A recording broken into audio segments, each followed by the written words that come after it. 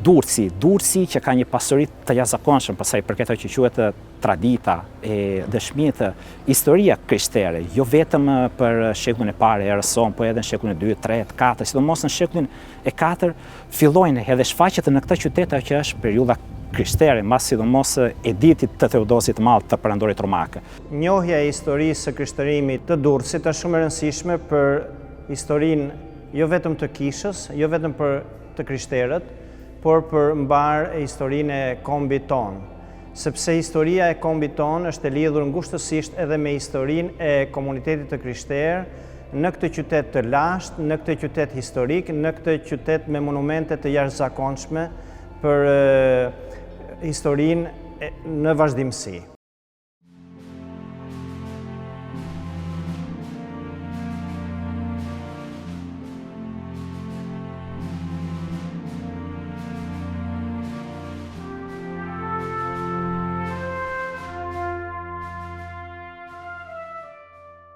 Ekzistojnë argumente që tregojnë se Durrësi, si një ndër qytetet më të rëndësishme të Ilirisë, përqafoi krishtërimin që në gjenezën e tij, duke vullosur identitetin e krishtërimit si një identitet apostolik i pakundërshtueshëm. Që nga Jeruzalemi e përqarke deri në Iliri, përhapa ungjillin e Krishtit, shkruan apostull Pavli tek letra që u dërgon romakëve. Pikërisht ky pohim i apostullit të kombeve tregon për ungjillizimin e tij në trojet e Ilirisë. Por edhe citime të tjera tregojnë për një përhapje të krishtërimit në vitet apostolike nga vetë apostull Pavli ose edhe nëpërmjet bashkëpunëtorëve të tij të ngushtë.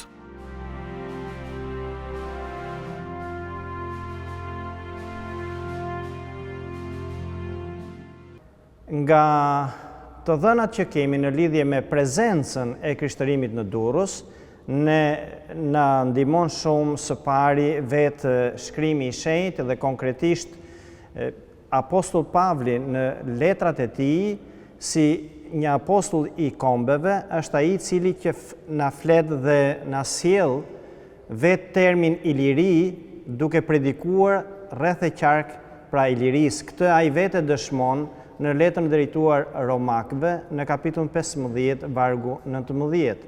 Por jo vetëm me këtë citim të tij na flet për Ilirinë, si një hapësirë ku ai ka predikuar ungjillin e Krishtit, por edhe në letra të tjera ai citon për prezencën e tij në këto hapësira, siç është dhe në letrën drejtuar Titit, ku ai vendos të qëndrojë për një periudhë të gjatë, ndoshta për të dimruar në një qytet tjetër të rëndësishëm, në qytetin e njohur të Nikopojës, që është pjesë e rëndësishme e Epirit të vjetër, ndërsa Durrësin e njohim është kryeqyteti i Epirit të ri.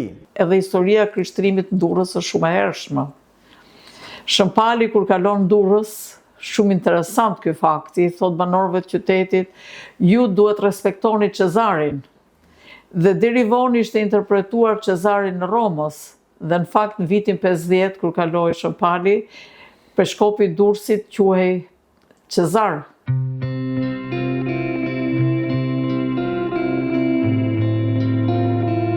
Nuk janë vetëm argumente biblike që gjurmojnë këtë identitet, por edhe të dhëna fragmentare të fushave të ndryshme, arkeologjike, historike, sociologjike të tjera, që afirmojnë të vërtetën e krishtërimit në Iliri dhe në veçanti në qytetin e Durrësit. Përhapja në viset bregdetare është një traditë e njohur bazuar në ungjillin dhe në kulturën historike të popujve. Zbulimet arkeologjike na kanë vërtetuar sarkofage me simbolet krishtere, si simboli i Kiros, i krishterëve, simbologjia e kryqet në për kapitelet, mund të shikojmë edhe sot ajo që quhet forumi bizantin i qytetit, por edhe dëshmitë, vërtetimet e burimeve që na përmendin episkopatët, kishat, traditat e këtij qytetit, burimet që vijnë nga Rakuza, Dubrovniku i sotshme, Venecia, Roma, Konstantinopoja, po edhe fatikisht raritetet e tjera, edhe janë këto studimet edhe këto burimet që kanë vërtetuar prezencën e kishave.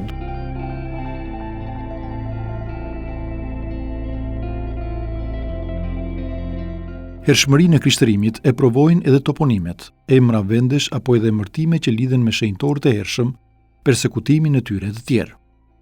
Në Durrës ende është i njohur emërtimi Kepi i Palit ose i Pavlit. Gjithashtu, porti i Durrësit dhe aksi shumë i rëndësishëm që lidhte perëndimin me lindjen, rruga Ignatia, na japin të kuptojmë që fryma e Ungjillit ka depërtuar në qytetin e Durrësit.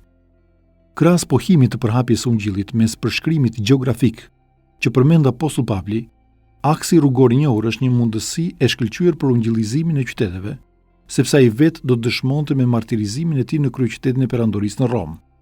Të gjitha këto dëshmojnë për prezencën e krishtërimit në këto hapësira. Nga ana tjetër, ne dim që një rrugë shumë e rëndësishme e cila lidhte perandorinë e asaj kohe, pra perandorinë romake, është rruga e njohur Egnatia, dhe duke pasur parasysh që vetë apostulli Pavli, si një themelues i krishtërimit në mjaft qytete të perandorisë romake dhe duke dëshmuar me jetën e tij në Rom së bashku me apostull Pietrin, atëherë vetvetiu ne mund të konkludojmë që kjo rrugë ka qenë një mundësi që ai të kaloj nga kjo rrugë. Prandaj dhe Durrësit mbetet një qendër përsëri e ndalimit, duke pasur parasysh edhe vetë portin e njohur të Durrësit.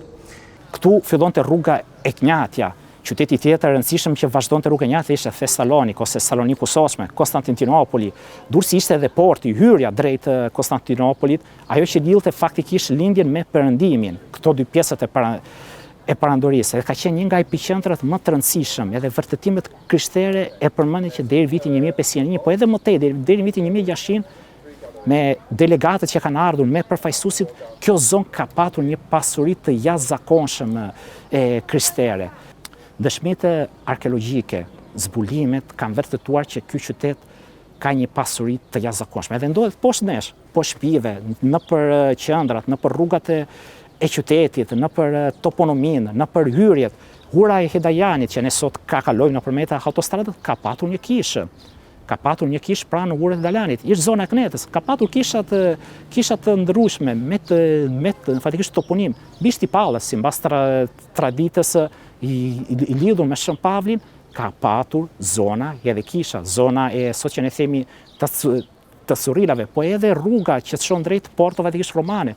Vetë një toponim, shumë pak i përmendur lagja fatikisht Spitale, që ne sot e lidhim me fatikisht Spitalin, po Spitala, duke patur që është tradita romake, tradita krishtere, kur Konstantinopoli, sidomos Justiniani, u përpiq të rikrijonte, të rimbante lidhjen e gjithë perandorisë, ne sot e gjejmë edhe në zonën e Emilia-Romanjës, ku ndodhet Ravenna, Bologna, zona që kanë patur një lidhje direkte edhe me Durrësin. Nuk na duket e çuditshme, po kemi figura historike, krishtere, shëntor që janë lidhur me këtë lloj fatikisht qytet, edhe episkopat që kanë qenë në Ravenna, kanë qenë në Bologna, historikisht, po që lidhen me Durrësin, që kanë patur selin e hetyre gjatë edhe periudhës të sundimit të Osmanit, edhe më tej. Nuk kemi zona në për gjithë qytetin që ne nuk kemi toponime që lidhen në një farë mënyrë me traditën krishtere. Jo vetëm Shën Pjetri, toponime më i thjesht, kisha, por edhe Shën Gjergji, kemi edhe kishat e Shën Gjergjit, kemi edhe zona që kanë edhe kishën e Shën Markut, Shën Nikola, Shën Andrea, Shën Dau. Kemi shumë realitete që lidhen me këtë zonë, që akoma sot duhet fatikisht të gërmohen, të zbulohen. Kemi edhe qytete që nuk janë fare përmendur që do na japin një rëndësi që do ndryshoj krejtësisht historinë e kësaj zone, se nuk ka qenë vetëm Durrësi, ka qenë edhe kemi patur edhe qytete tjera që kanë patur kishat e tyre, bazilikat e tyre. Bolla ta kujtojmë këtë gjë. 3 bazilika në një zonë si puna kësaj të Durrësit, me rëndësinë e tyre, mbase ne nuk na duket e çuditshme, por bazilikat janë në periudhën e mesjetës, mbas atë jetit vonë, janë ato që fatikisht zhvillojnë zhvillimin e jetës në qytete, shkrimet, se fati ku ka kisha kemi shkrime, kemi ungjillin, kemi arkivet, po Durrësi ka patur edhe shkollë e teologjisë, ka patur edhe një universitet që ka ruajtur traditën e saj në Raguzë me simbolet. Ka patur edhe urët të ndryshme, ka qenë edhe një bashkëjetesë në periudhë të ndryshme midis edhe realiteteve katolike edhe midis realiteteve ortodoks, që duhet kemi parasysh që në atë periudhë kur përmendeshin ortodoksët u përdorte një terminologji grekët, por gjithmonë duhet fatikisht ta specifikosh se cilët ishin.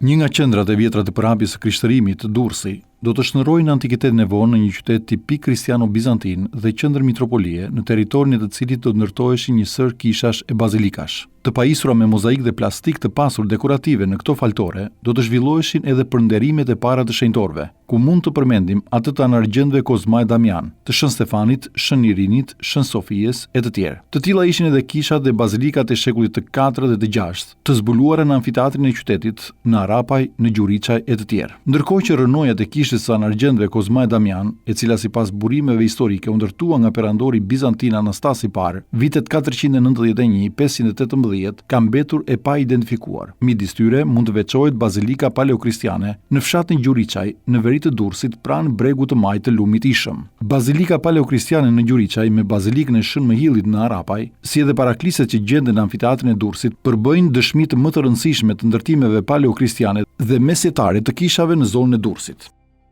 Duhet kemi parasysh që nga shekulli 4 dëshmitë e para e krishterëve jo vetëm këtu tek amfiteatri, ka qenë prapë rrugëve kryesore që vishin brenda qytetit. Ky ishte një traditë, një zakon që është vërtetuar në gjithë qytetet e prandorisë romake, të ish prandorisë romake. Fatikisht ne kemi patur kishën e Shën Pjetrit përballë portës ku ndodhet edhe statuja e kalorësit famshëm.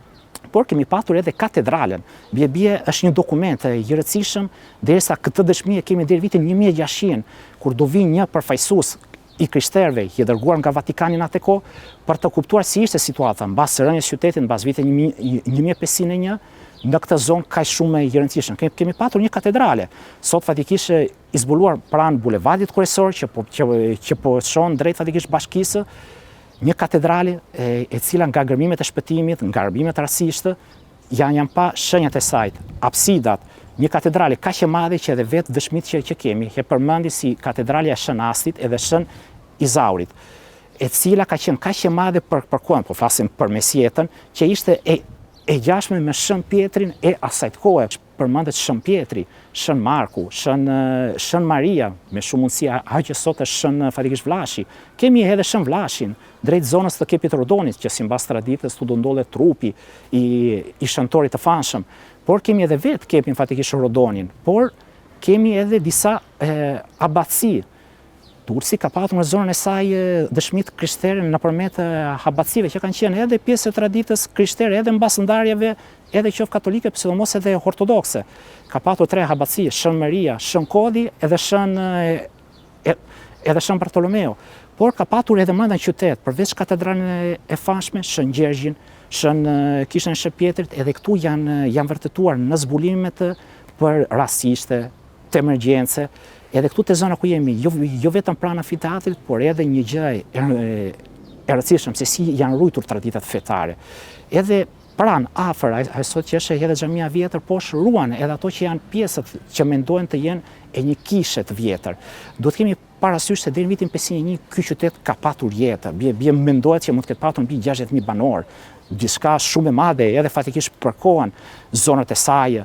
Duke filluar nga mbas antikitetit vonë, mbas edhe ndryshimet që do ndodhin brenda sistemit administrativ të provincave të prandorisë bizantine, kur krijohen themat, me terminologjinë e Durrësit nuk përmendet vetëm qyteti, por gjithë sipërfaqja e saj, një sipërfaqe që fillon nga Kepi Rodonit deri minimalisht tek ajo që sot quhet Kalaja Bashtovës ose Vergo e lashtë. Edhe këtu ne kemi dëshmitë më të ndryshme në për dokumentat zyrtar, po edhe në zbulimet të bazilikave. Arapaj, një nga bazilikat e rëndësishëm, që ikte drejt rrugët e Njaktja, që shonte drejt fatikisht Peqinit, po edhe drejt Apollonisë, vendi ku bo betejë midis normanëve edhe fatikisht bizantinëve. Edhe këtu kemi një nga bazilikat më të famshëm, elemente që identifikojnë që nga koha fatikisht e Justinianit, bazilika e Hamalait.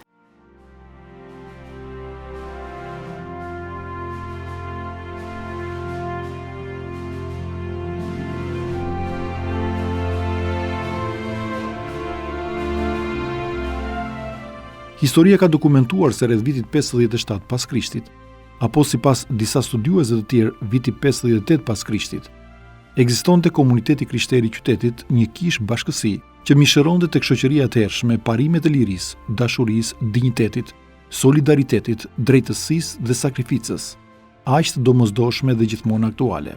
Por edhe dëshmi të tjera historike vinë dhe ndihmojnë për prezencën e krishtërimit. Na thuhet se në vitin 57 apo 58 janë pra një prezencë e njohur të familjeve të krishtera në këtë qytet të lashtë, rreth 70 familje të krishtera. Apostol Pavli gjithashtu i referon që në një letër të tij drejtuar Filipianëve na flet për një ndër 70 apostujt e Krishtit që është i njohur Qesari, dhe dokumentat e ndryshëm historik flasin për peshkopin e parë të qytetit të Durrësit, pra një ndër 70 apostujt e Krishtit dhe bashkëpunëtori ngushtë i apostol Pavlit, që ai është peshkopi i parë i këtij qyteti dhe feston në 8 dhjetor. Prove pakundërshtueshme pranisë së komunitetit të krishter në Durrës përbën martirizimi i Shnasit, peshkopi i Durrësit.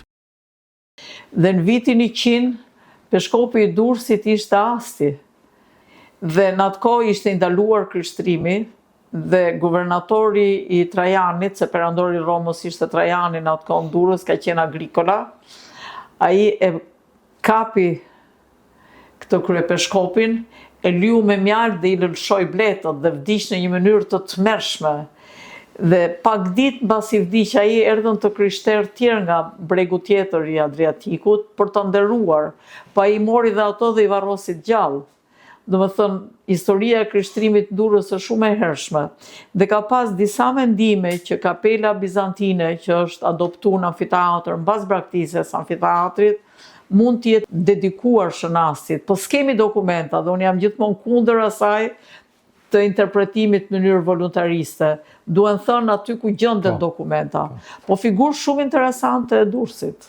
Shënasti si martir i këtij qyteti, si një shejtor mbrojtës i këtij qyteti, është ai i cili dëshmoi me jetën e tij vlerat e Ungjillit, vlerat e Krishtit, duke u treguar një shejtor besnik i mesazhit, të cilën trashëgoi nga prania e kishës apostolike në këto hapësira.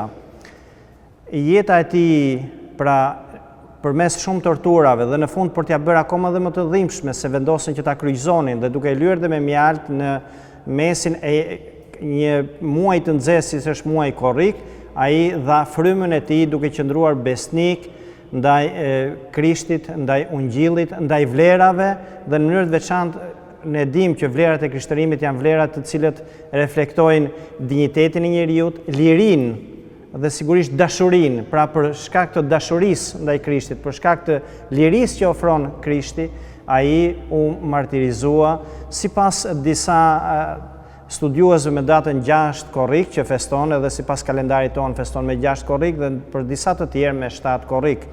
Por ne dimë gjithashtu që jo vetëm Shënasti u martirizua në këtë kohë, na thuhet nga disa burime, edhe pse të kufizuara historike, pra disa burime historike, që bashkë me këtë u martirizuan edhe 7 dëshmorë të tjerë të njohur dëshmorë të Durrësit, të cilët ata ishin larguar nga Roma apo nga hapësirat e Italisë së sotme për t'i shpëtuar persekutimeve të asaj kohe, duke ardhur në Durrës tek pan dëshminë shumë të guximshme të Shënastit, vendosën dhe ata pranë kryqit të gjunjëzoheshin tek Shënasti, të kërkonin tek ai kurajon dhe guximin që dhe ata të pohojnë Krishtin. Dhe menjëherë sapo u diktuan nga themi guvernatori e saj kohe, guvernatori Agrikola, edhe ata pra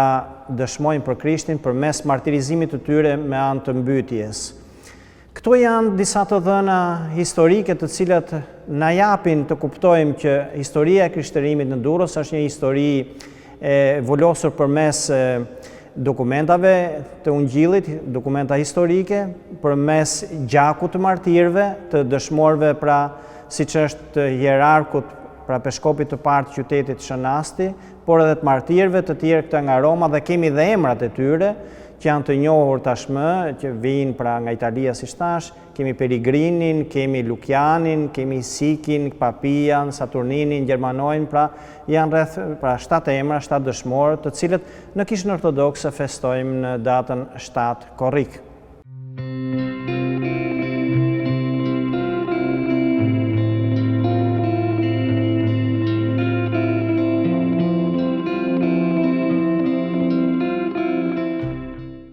Besimtarët e Durrësit kanë përnderuar shenjtor të ndryshëm që në vitet e para të prapjes së krishtërimit në këtë qytet dhe rrethinat e tij, si për shembull apostull Pavlin, Shën Qezarin, Shën Astin, por edhe të tjerë shenjtor të mëvonshëm, siç është Shën Vlashi apo edhe Shën Joan Vladimirin. Përnderimi i Shën Vlashit për ne ortodokset lidhet më së shumti me monastirin e Shën Vlashit në fshati me të njëjtin emër me afër Durrësit, por përnderimi i shenjtorit është edhe më i gjerë. Edhe është një përnderim i cili nga pikpamja e kërkimit historik ndodhet midis fakteve dhe legendeve dhe më shumë tek legendat. Përnderimi pra i Shën Vlashit në Bregdetin Adriatik dhe më gjerë dëshmohet edhe nga prania një sër kishës dhe monastires që mbajnë emrin e tij. Pika më jugore në trevat e kishës së sotme të Shqipërisë ndodhet në Dhuvjan, në dropull të Gjirokastrës, ku ka një kishë të dedikuar në Shën Vlash.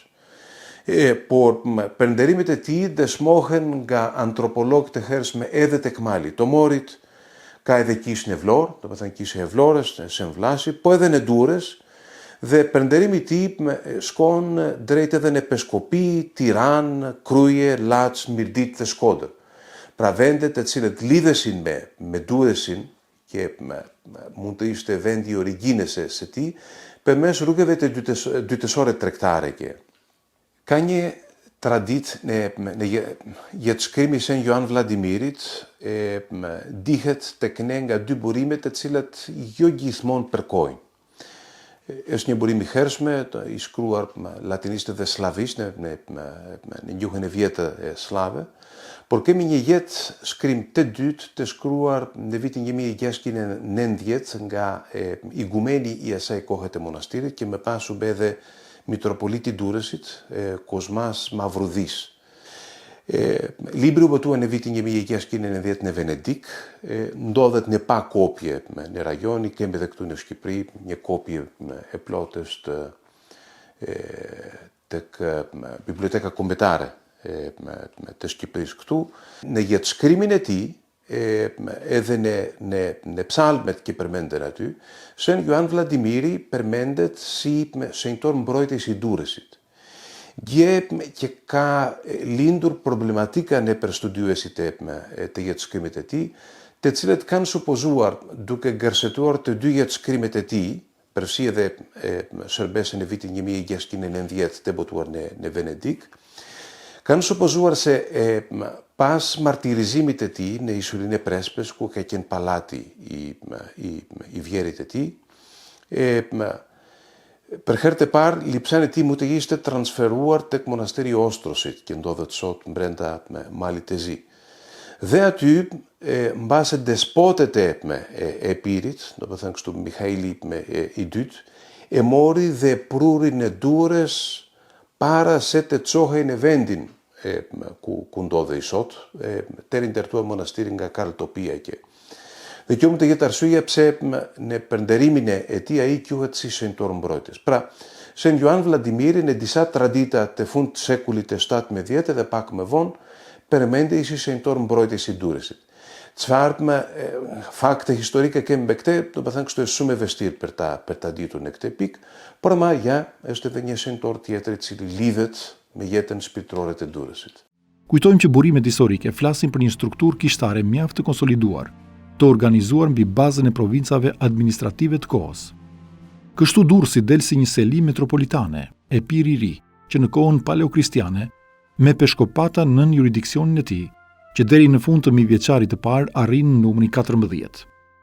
Kujtojmë gjithashtu se peshkopi i qytetit do të jetë i pranishëm në sinodet ekumenike. Kemi emrat të tyre që nga sinodi i Efesit viti 431 dhe në sinodet e tjerë të mëvonshëm. Një qytet që nga shekulli III i 4 ka qenë selim metropolitësh, ka marrë pjesë tek sinodet e para, sidomos tek sinodi i III i Efesut, i cilët përmendet faktikisht Dyrrachium, emri lash i Durrësit, por edhe një qytet që episkopi i tij ka qenë pranë afër me rolin të rëndësishëm pranë afër Skënderbeut, derisa në atë moment shpeshherë ne e harrojmë këtë gjë.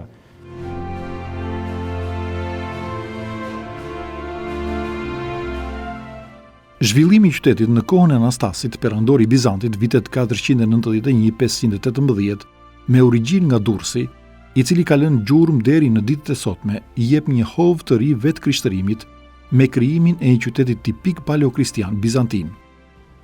Nuk mund të ezaurojmë të gjithë historinë e krishtërimit në Durrës në vitet e para të kishës në këto hapësira. Sigurisht një ndihmëse jashtëzakonshme për këtë janë zbulimet arkeologjike.